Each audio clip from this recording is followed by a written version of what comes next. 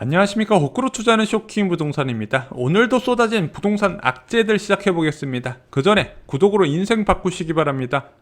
자, 현재 부동산 시장 안정을 위한 방법, 지속적인 금리 인상밖에 없다 말씀드렸습니다. 공급으로 해결할 수 있는 단계도 지났고요. 또한 정부 규제를 어떻게 풀면서 해결할 수 있는 단계도 절대 아니라는 부분입니다. 자, 왜 모든 자산들의 가격 상승은 저금리 때문에 일어나는데 부동산만 정부의 규제 때문에 일어났다고 하죠? 참 이상하게 생각하는 사람들 많아요. 자, 그런데 이 금리 인상, 지속적인 금리 인상은 어떤 조건에서 가능할까요? 자, 한국은행에서 부동산 가격 비싸도 바로 기준금리를 올리지는 않습니다. 기본 전제가 있어요. 먼저 GDP 성장률이 3% 내외가 나와야 됩니다. 여기에 추가로 CPI 상승률이 전년 동기 대비 2% 내외가 나와야 돼요.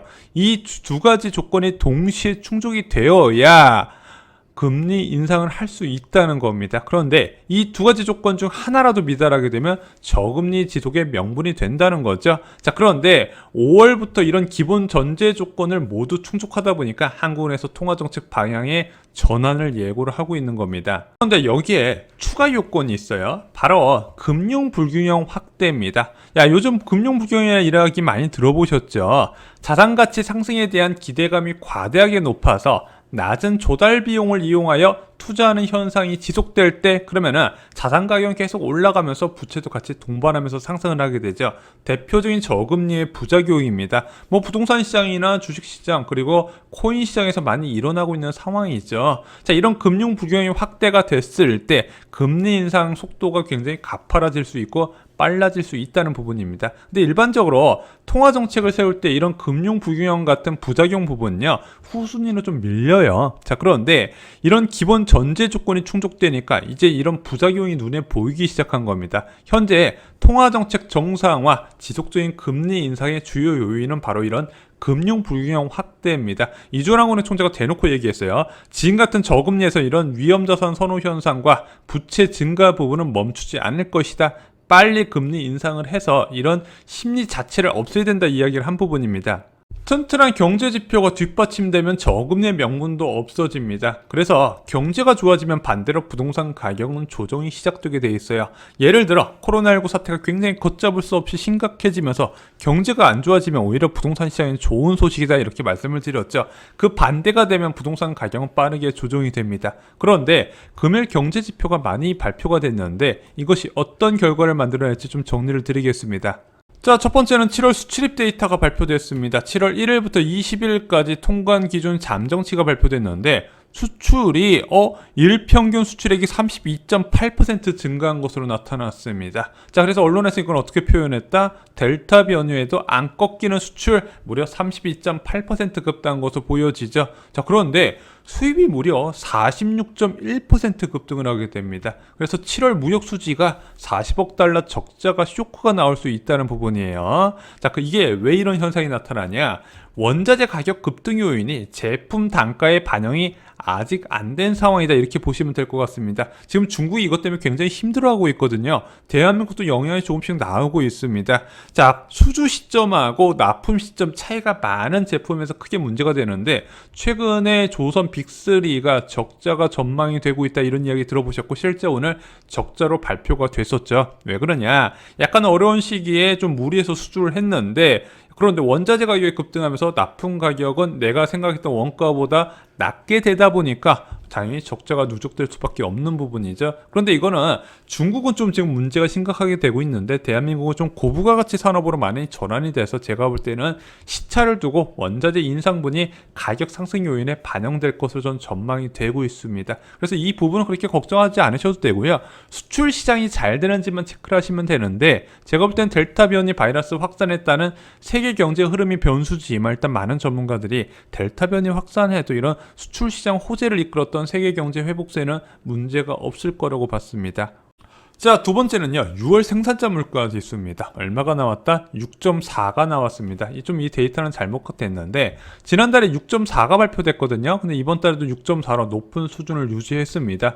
이게 아마 2011년, 2년 이후에 최고치를 지속하고 있는 부분이죠. 그런데 6월 생산자 물가 지수는 언제 영향을 준다? 한두 달 정도의 시차를 두고 소비자 물가 상승률에 영향을 주게 되는데, 소비자 물가 상승률 이 한두 달 뒤면은 3분기 소비자 물가 상승률이네. 3분기에서 물가가 안정된다고 한국은행하고 기재부에서 얘기했는데 생산자 물가 지수 치솟는 거 보니까 3분기 때도 물가 높겠구나. 그래서 얼마 전에 한국은행에서 보고서를 발간했죠. 인플레이션 주의해야 된다. 생각보다 길게 인플레이션이 이어질 수 있다. 보고서가 나왔다는 부분입니다. 자, 생산자 물가 지수 전월 대비를 한번 볼게요. 전월 대비에서는 0.4% 상승률이 나왔습니다. 어떤 품목이 올랐나 봤더니 먼저 축산물이 3.2% 상승을 했고요. 석탄 및 석유 제품이 3.5% 상승을 했습니다.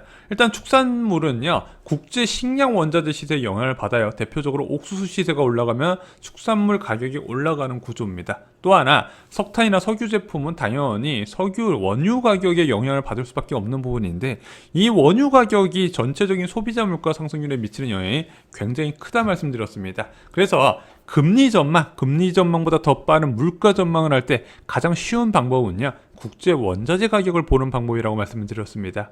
자, 유가 부분도 좀 살펴볼게요. 일단 유가 상승세가 멈췄습니다. 불과 5일 전까지만 해도요, 75달러까지 올라갔던 국제 유가 원유 시세가요, 지금 67달러 수준까지 떨어졌습니다. 왜 이렇게 떨어졌냐? 오펙 플러스에서 8월부터 감산 완화를 합의했거든요. 자, 코로나19에 따라서 이제 오펙 플러스에서 감산 합의라고 그걸 잘 이행하고 있는데, 경제가 회복되는 시점에서 감산을 계속 할 것인가? 아무래도 요즘 이제 코로나19 따라서 산유국들이 힘들어하는 국가들 많이 있거든요. 그러면은 재정 지출을 확대해야 되는데 유가 생산량 증가 제한에 발목이 잡혀 있으니까 오펙 플러스 국가 내에서도 굉장히 이제 이견이 많이 있었다가 이번에 감산 완화 합의가 돼서 아마 연말까지 200만 배럴 1일 기준으로 생산량 증산이 합의가 되었답니다. 저는 굉장히 잘된 일이라고 생각해요. 왜 그러냐? 자, 현재 소비자 물가에 가장 크게 영향을 주는 것은 석유 제품입니다. 지금 휘발유 가격이 1637원 정도 평균 가격이 나오고 있죠. 1년 전에 1650원대였어요. 지금 한 17% 인상 요인이 되면서 전체적인 물가 불안을 이제 주도하고 있는 부분인데, 솔직히 올해 하반기에 너무 강하게 상승해서 제가 굉장히 걱정을 하고 있었습니다. 내년 소비자 물가가 중요하거든요. 높게 나와야 되는데 유가가 올해 타 올라버리면 내년에 소비자 물가 상승률에 아무래도 제한이 될 수밖에 없다는 부분이죠. 그래서 유가는요, 중장기적으로 천천히 오르는 것이 최고예요. 자, 그래서 올해 60달러 중반선에 좀 묶여 있고 내년에 70달러대, 그리고 내후년에 80달러대로 이렇게 계단식으로 올라가는 구조가 나와야 소비자 물가 상승률이 높게 나올 것이고, 그에 따라서 지속적인 금리 인상, 그에 따른 부동산 가격 하락까지 가능했던 부분인데, 지금 유가가 너무 고공행진해서 걱정을 했는데 그것을 제동을 걸어줬다. 그러면은 내년에 코로나19 백신 접종 확대에 따라서 수요가 늘어나면 내년에 유가가 크게 올라갈 것이고, 그러면 물가도 다시 불안해질 가능성이 있다는 거죠. 자, 추가로 자영업자 은행대출 추이도 발표됐습니다. 자, 405조 원이 발표가 됐어요. 은행대출 기준만입니다. 자, 코로나19 이후에 1년 6개월 만에 67조 원 규모로 증가가 됐습니다. 그래서 지금 금융당국에서 비상이 걸렸어요. 2분기 은행권 가계대출이 사상 최고치를 찍었는데 자영업자 은행대출까지도 이렇게 치솟아 버리네. 그래서 한국은행에서는 가계부채, 이제 금융당국에서는 가계부채 증가세를 4조 원대로 묶으려고 했는데 이게 쉽지 않아 보여요. 그러다 보니까 가계대출이 점점 어려워질 것이다, 이런 얘기가 여기저기서 나오고 있다는 부분입니다. 그래서 이미 지금 대출금리가 많이 올라간 상황이에요. 금리 지속적으로 올리게 되면 대출금리는 훨씬 빠르게 올라가게 될 겁니다.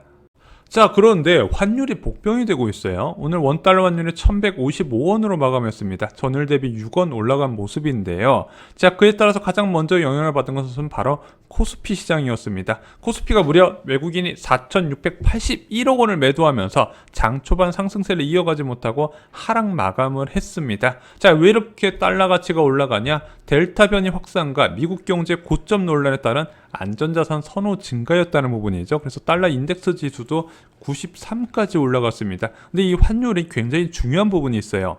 자, 환율은 자산시장 두 가지 변수로 작용합니다. 먼저 대한민국 수출 산업의 호재겠죠. 중장기적으로 영향을 미치게 됩니다. 아무래도 세계 수출 시장에서 다른 국가 대비 환율적인 이점으로 더 낮은 금액을 제시할 수 있다 보니까, 또는 기존의 판매처에서 계속 매출이 일어나면 이익이 증가할 수 있는 부분이니까 호재는 맞아요. 문제는 증시에서는요, 이게 외국인 투자 유입 감소를 부르다 보니까 이제 악재로 작용을 한다는 부분입니다. 수급에 영향을 준다는 거예요. 자, 외국인 투자자 입장에서는 안전자산 선호 현상, 위험자산으로 분류되는 신흥국 주식을 매도하고 안전자산을 옮겨 타려고 그러겠죠. 그것이 지금 주식시장에서 나타나고 있는 상황입니다. 또 하나, 부동산 시장에도 적지 않은 영향을 주게 되는데, 바로 수입물가 상승 압력 확대입니다. 이 수입물가 상승 압력 확대, 환율적인 부분에서 아마 올해 말부터 영향을 줄 것으로 보여요. 왜냐면은 올해 물가 상승 분야에서 유일하게 하방 요인이 바로 환율이었습니다. 왜냐면 코로나19 사태 때문에 작년에 굉장히 달러 가치가 높게 형성됐었죠. 자, 1년 전에 보면 1180원대까지 유지가 됐었습니다. 그런데 올해 들어서 환율 가치가 1100원대 초반에서 안정적으로 유지되다 보니까 이제 전년 대비 올해 기준으로 볼 때 환율적인 부분에서는 수입 물가를 낮추는 요인이 됐었던 건데, 지금 원자재 가격이 워낙 급등하다 보니까 그 환율적인 이점이 드러나지가 않았어요. 그런데 이런 식으로 환율이 빠르게 상승하게 된다면 이렇게 낮았던 시점 대비해서 비교할 때는 수입 물가 상승 압력으로 작용하게 되고, 그것이 결국에는 물가 상승 압력으로 작용된다는 겁니다. 언제? 올해 말부터 내년까지라는 거죠. 자, 오늘 나온 지표를 좀 정리를 드리겠습니다. 먼저 금리 인상 기본 전제에 해당되는 GDP 성장률에 영향을 주는 7월 수출 지표가 굉장히 좋게 나타났어요. 3분기 성장률도 무난히 달성이 될 것 같습니다. CPI 상승률도 제가 볼 때는 6월 생산자 물가 지수가 높게 나타나면서 달성에는 문제가 없을 것 같습니다. 게다가 환율도 1150원을 돌파하면서 수입 물가 상승 압력으로 작용할 것 같아요. 그래서 앞으로 인플레이션 문제는 지속적으로 대한민국 경제를 괴롭힐 겁니다. 그런데 이게 대한민국 경제만 괴롭히는 게 아니라 부동산 시장도 같이 괴롭힌다는 부분이죠. 자, 추가 욕구로는 금융 불균형 확대입니다. 자영업자 대출이 급증세가 나타나면서 금융당국이 지금 굉장히 곤란한 상황이 됐다는 겁니다. 자, 그래서 이것을 종합해 보면은 성장률이 견고한 가운데 물가 불안은 앞으로 더 확대되고 저금리의 부작용은 돋보일 것이다. 한마디로 금리를 빨리 올려야 되는 요건들이 계속해서 나오고 있다는 거죠. 자, 이제 증권업계도 8월 금리 인상 가능성을 점치고 있습니다. 10명 중 9명이 8월에 금리 인상 가능성이 있다고 이야기를 하고 있어요. 자, 그런데 지금 지표가 지속되면 연내 2차례 인상도 충분히 가능할 것 같습니다. 하나금융투자 등도 연내 2차례 인상 가능하다고 언급을 한 부분이에요. 자, 그러면은 일단 그 2차례 금리 인상 하고요, 추가적인 금리 인상 가능성을 한국 내에서 내비쳐야 그나마 아파트 자산 패닉 바잉이 좀 멈출 수 있을 것이다. 그래서 저는 이 두 차례 금리 인상이 진행되는 11월, 12월까지가요, 올해 아파트 가격 상승의 마지막이라고 보고 있습니다. 서울 지역 아파트요. 이제 실수요자가 많은 경기도는 좀 늦게 반영될 가능성이 있습니다.